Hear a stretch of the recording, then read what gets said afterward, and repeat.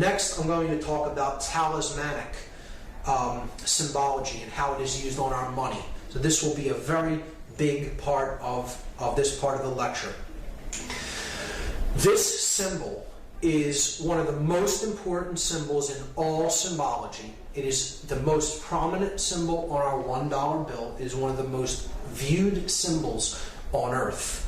And very few people understand what it really means.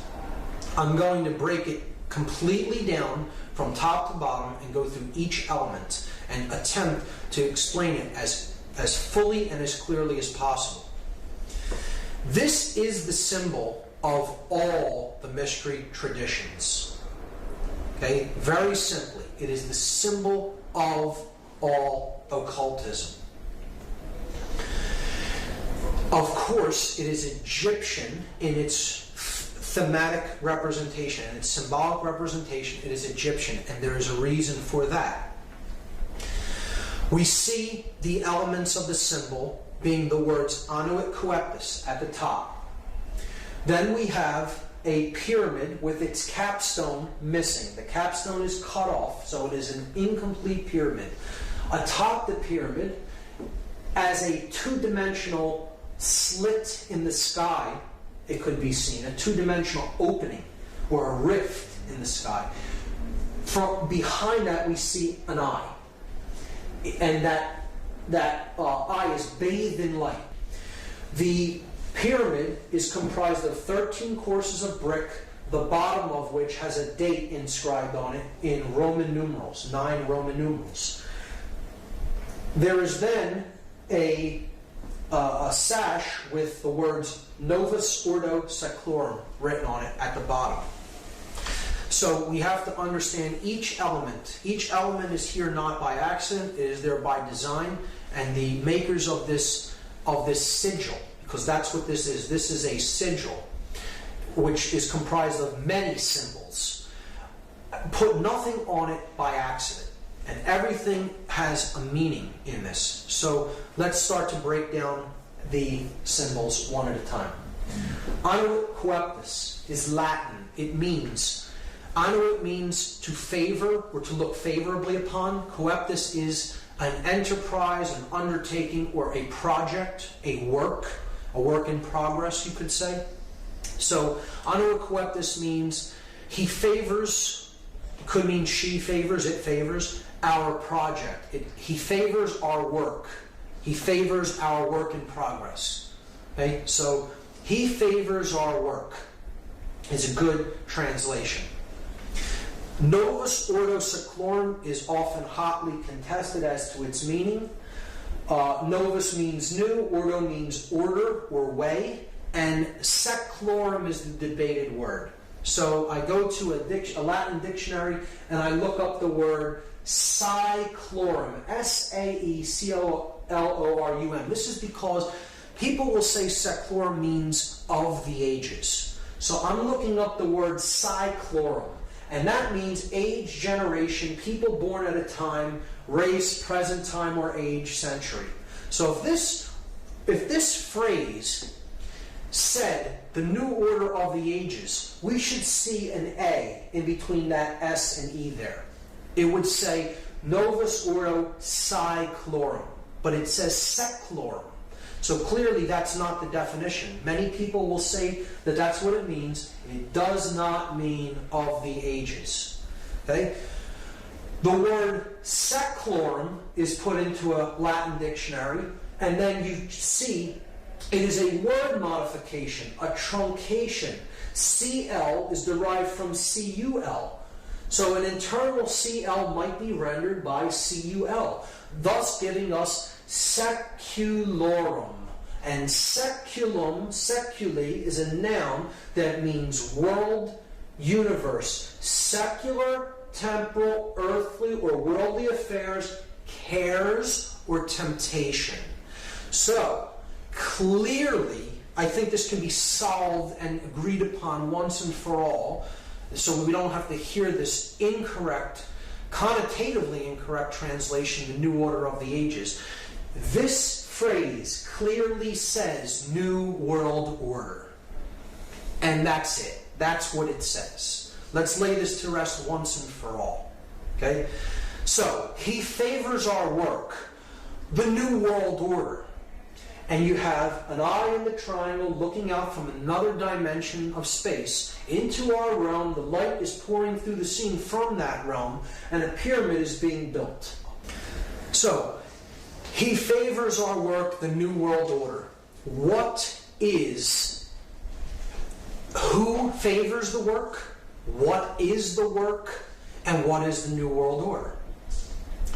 So, clearly, this is the being that favors the work. This project is the work that's being done. Okay, this is the incomplete project. This is the date that the project could be begun or finished, depending on how we look at the seal. So, we have to understand a little bit about Egyptian cosmology and the main solar god, the solar disk, which we looked at as Horus, as Ra. Set is the dark incarnation of it. Really, all of these principles could be encapsulated as one solar god known as Aten, or Aton. Depending on the spelling, it could be spelled A-T-O-N or A-T-E-N. So, Akhenaten of 18th dynasty Egypt was actually named after this. He's a pharaoh of 18th dynasty. He brought in the concept into Egyptian cosmology of a one God that is the overarching ruling aspect of everything, known as the Aten. And he named himself after this god. Akhenaten means the spirit of the Aten, the solar god. So that is the being here, the Aten. Now that could mean a couple of things depending on how we look at this symbol. But let's just let it be seen as it is the solar principle, the solar god, the god of light, the bringer of light. So it could be also seen as the word Lucifer. Lucifer comes from two Latin words, lux meaning light, and fere meaning to bear or to bring or to carry. So it is the bringer, the carrier of light. Now, this could mean two different things. We have to understand that Lucifer and the Aten are the same basic principle, the same symbolic principle, and they are a dual god. There is a light aspect of the sun god, the one that brings true light of awareness. And then there is the dark aspect of light. So one can be truly illuminated and really possess the light, really possess the knowledge. And then there is one who can be born into the dark light. Those who have knowledge of how things really work, but the way they're using it is for the ego. Being my will be done because I view myself as God and separate from everyone else, and I am out there to manipulate and rule them. So either way you look at that symbol there, it is the Aten or Lucifer. It doesn't matter whether you're looking at that symbolically as positive or negative, and I will go over both interpretations, both the positive and negative. However, it can in both aspects, this entity could be seen as Aten or Lucifer. Keep that in mind. If you take the compass and square symbol and place the apex at the top of this symbol and the base at the same base level where the pyramid meets the ground, you're going to see a very interesting thing emerge.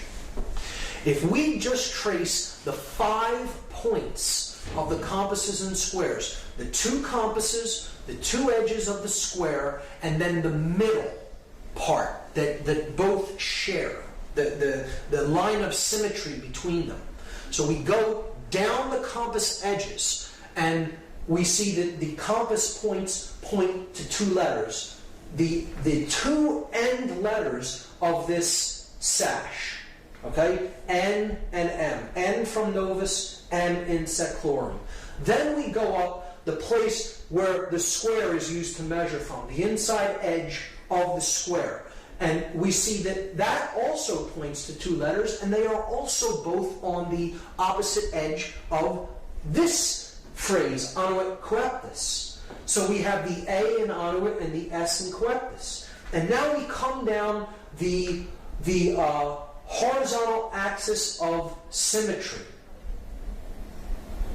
And we see it reaches one letter that is exactly in the middle of this sash, the O from Urdo.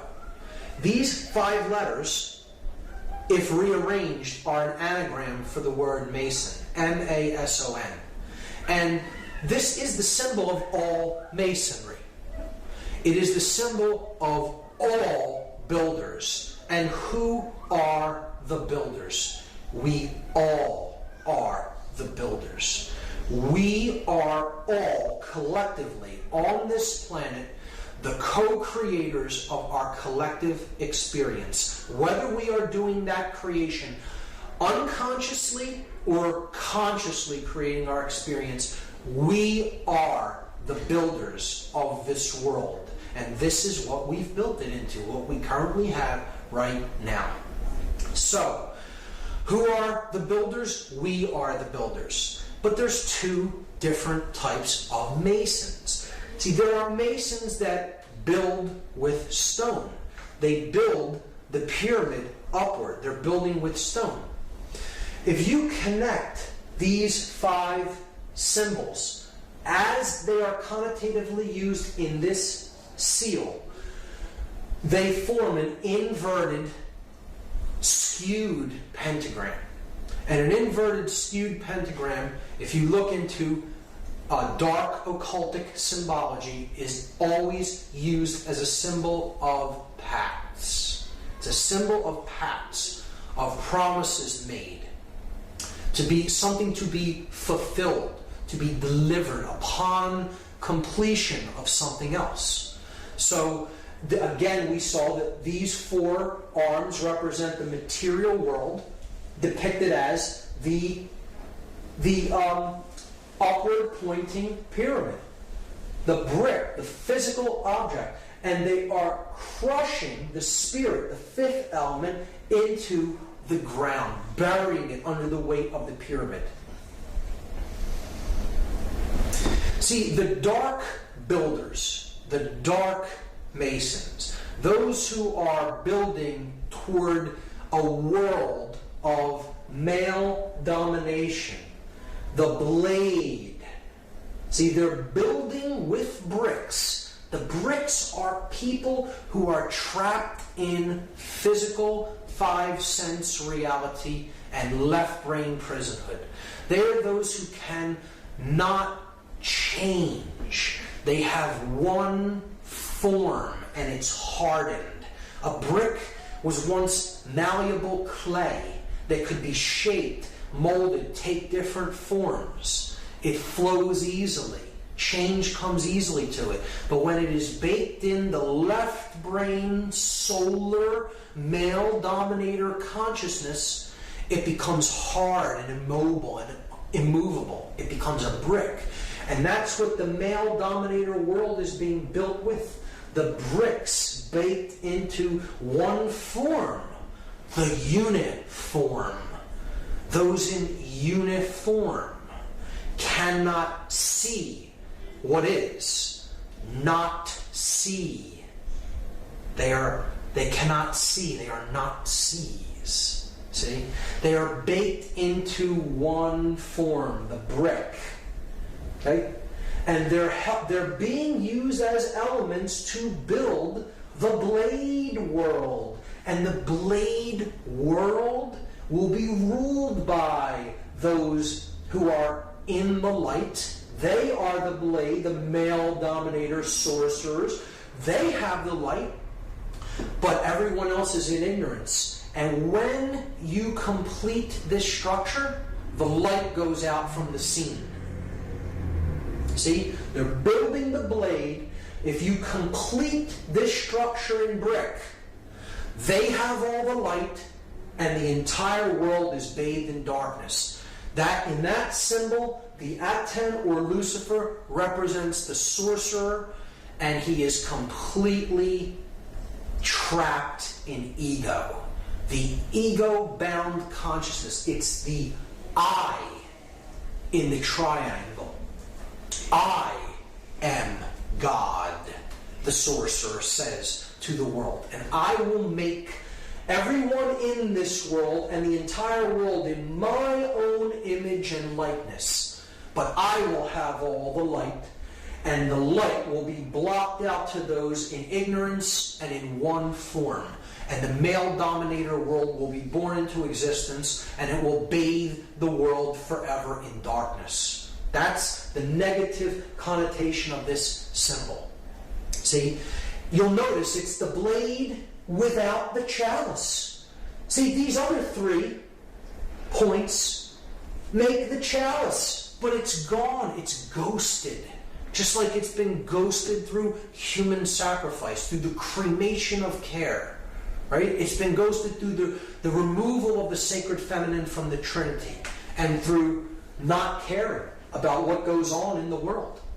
The sacred feminine is removed, it's ghosted, but the male principle is embodied in stone. And that's the project, that the New World Order project that the Dark Masons, the builders with brick, are building into manifestation. Now, there is a light side of this symbol. Again, he favors our project, the New World Order. If the true God of creation, the true bringer of light, the awakened neocortex, the prefrontal cortex, the opening of the third eye, the stone the builders rejected, the Christ consciousness, so to speak, the true bringer of light, right? The true aspect of Aten, the solar mind, right? If we, as the other kind of Mason, are trying to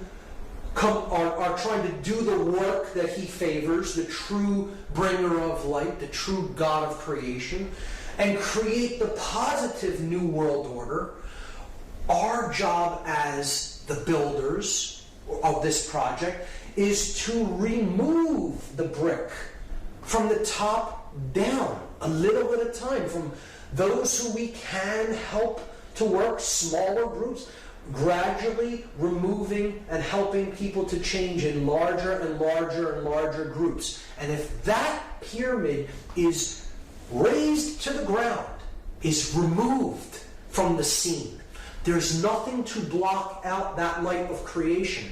And it comes down and joins with the earth. So the earth is not bathed in darkness of the male dominator blade world. Instead, it's bathed in light because the bricks are gone. Those who cannot change are gone. They've made the change, the metamorphosis, the transfiguration, the transformation in consciousness. And they've been raised to a higher level of awareness. So that's the opposite, the positive New World Order. Masons often tear stone down. And the light Mason, the light builder, the light worker, wants to tear this stone down so the light comes down and join up with the earth to create the positive New World Order. And in that aspect, this is a powerful, magnificent symbol of the true mystery traditions. The object is to remove that pyramid of male domination and bring the light down to the earth. So we see that this is the symbol of Solomon encoded into it. The male aspect, here's the the yang light aspect of consciousness, combined with the feminine yin dark aspect of consciousness to create the seal of Solomon. As above, so below. The Hermetic principle encoded into the seal of Solomon. So depicted there. But It is the body unified with the spirit within the temple of man, the mind, the sun and the moon, the left and the right brain, to create the stone, the philosopher's stone, the opening of the third eye, the pineal gland, known as the stone the builders rejected, because the dark builders reject that light of awareness and consciousness, and they are trying to block it out by completing that pyramid in stone. So that is my analysis of that symbol, and it's amazing when you get into it and really study it for yourself and really go deep into the symbology, and it gets even better when you start to look at that date on the bottom of the pyramid, because that date is MDCCLXXVI in Roman numerals, and that totals 1776, and here's how it breaks down.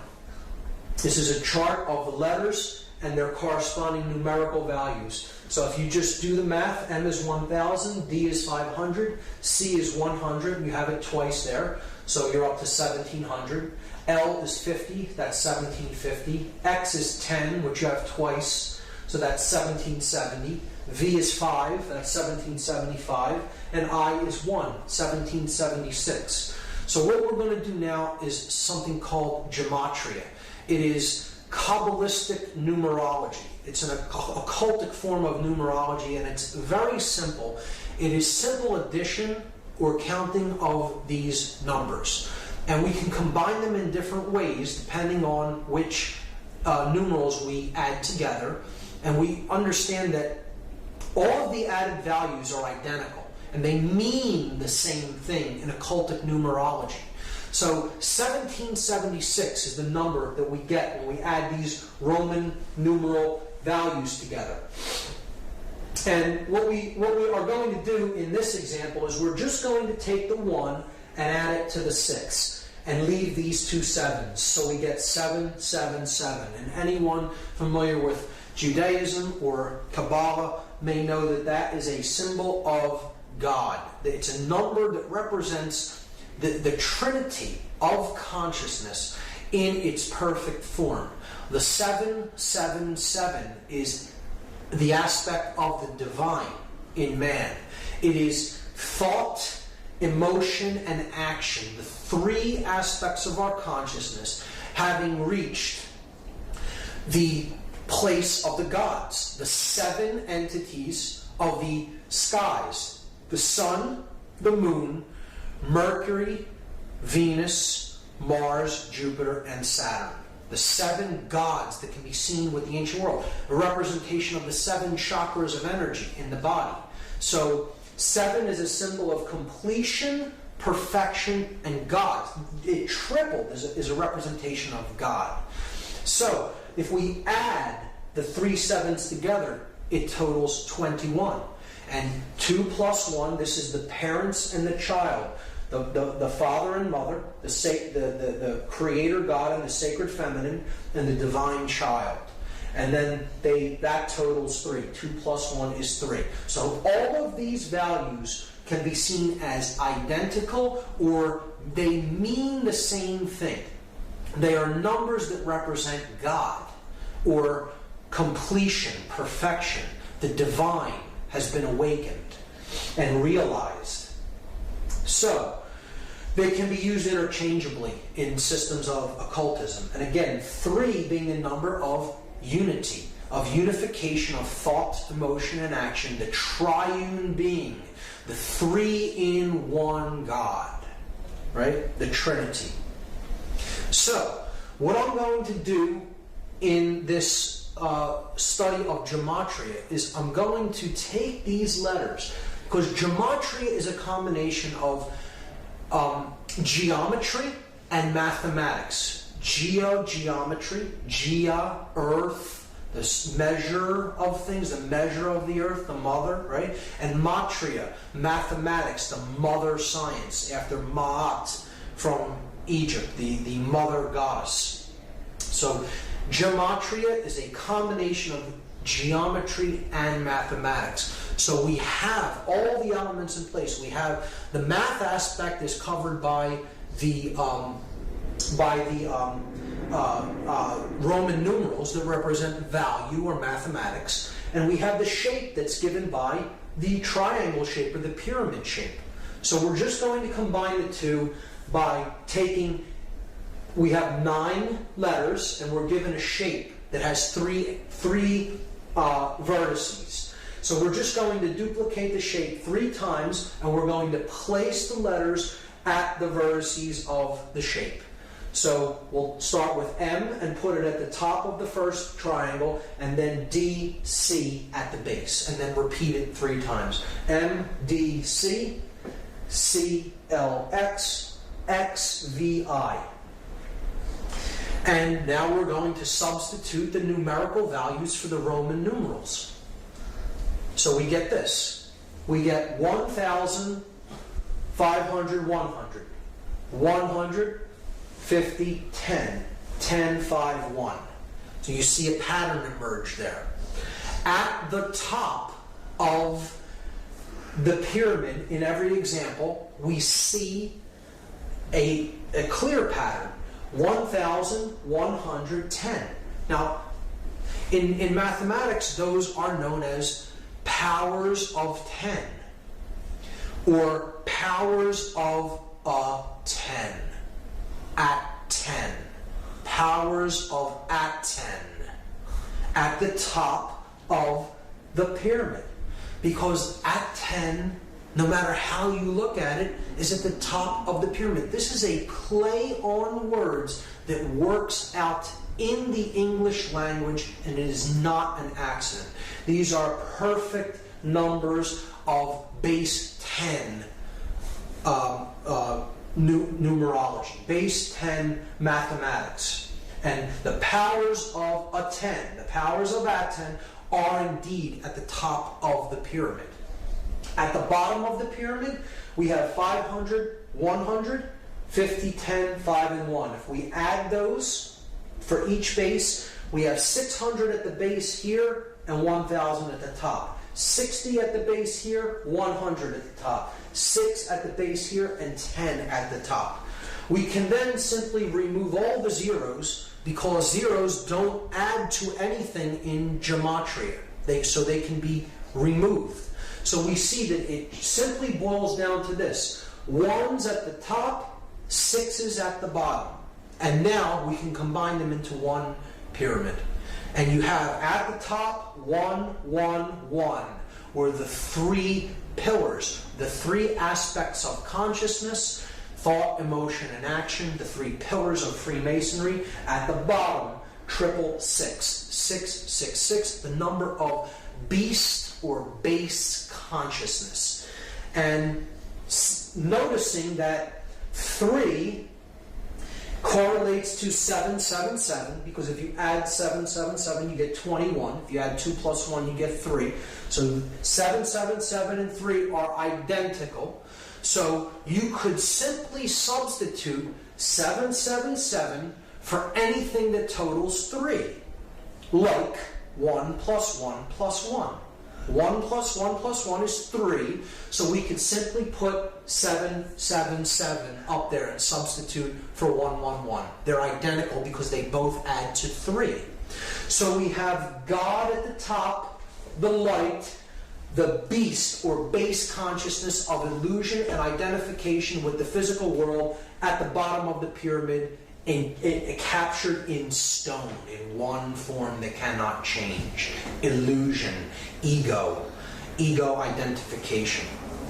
So, if now we reduce them again. So we add 7 plus 7 plus 7, we get 21. We add 6 plus 6 plus 6, we get 18.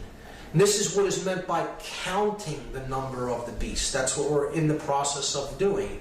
It's a prescription for gematria given in the book of Revelation in the Bible.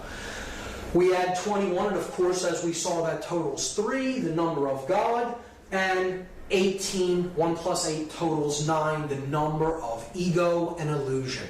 Why is 9 the number of ego and illusion? Well, here's why. The number 9 has very significant mathematical properties, and they are shown to us in addition to the number 9 and in multiplication of the number 9. So this side of the table is an addition table. This side of the table is a multiplication table. 9 plus 1 is 10. 1 plus 0 reduces to 1. We're simply adding the final result, the digits of the final result together. So look, we're back at where we started adding to 9. 1. So adding the 9 was like adding 0. Okay? 9 plus 2 is 11. 1 plus 1 reduces to 2. It adds to 2. So we're back to 2. So again, adding the 9 was like adding a 0. You do this with any number. 9 plus any number gets you back to the same number once the result is added together, or what is called in gematria reduction. You're reducing a 2-digit or 3-digit or 4-digit value down to one number. You will ultimately come back to the same value that you started with, because to add 9 is to add illusion, or to add ego, or to add base consciousness. And when you add the beast, when you add base consciousness, you can never affect any change in value. You bring no value to the equation. You are adding 0. You are adding nothing. You are adding illusion. Now, the multiplication of 9 is a different result. 9 times 1 is 9. 9 times 2, 18. Add the 1 and the 8, you get 9. 9 times 3, 27. Add 2 plus 7, you get 9. 9 times any number, no matter what it is. You add the resultant digits, you will come back to 9. So what this is saying symbolically is multiplying base consciousness only gets you more base consciousness. You can never create anything new with ego and illusion and base consciousness. So this is why 9 is the number of illusion and base consciousness, and as such, it is synonymous with 666, or the number of the beast. One thing I should mention is that the date 1776 is simultaneously the year that the Declaration of Independence was signed in the United States, and it is a document declaring human sovereignty, and that our rights come from our Creator, whatever we happen to envisage that Creator or that force as, and not from man.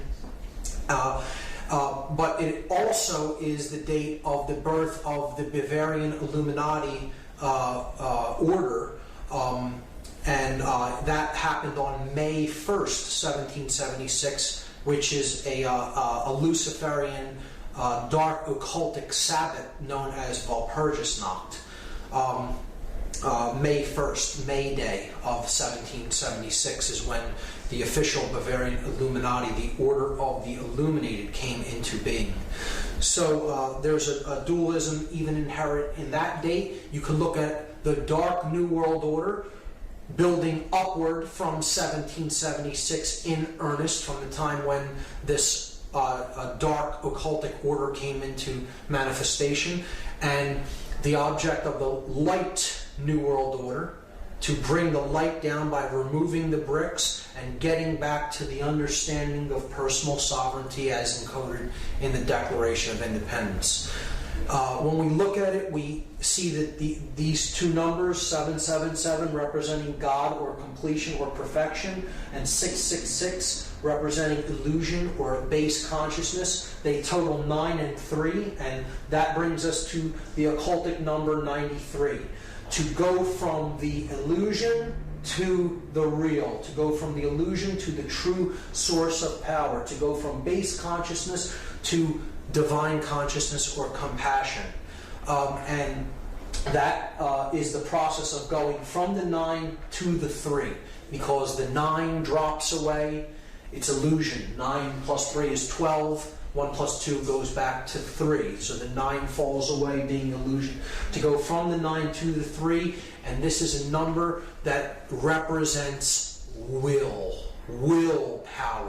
We make this journey by an act of personal will, and it is an act of love. Love and will, we will see later, are identical forces.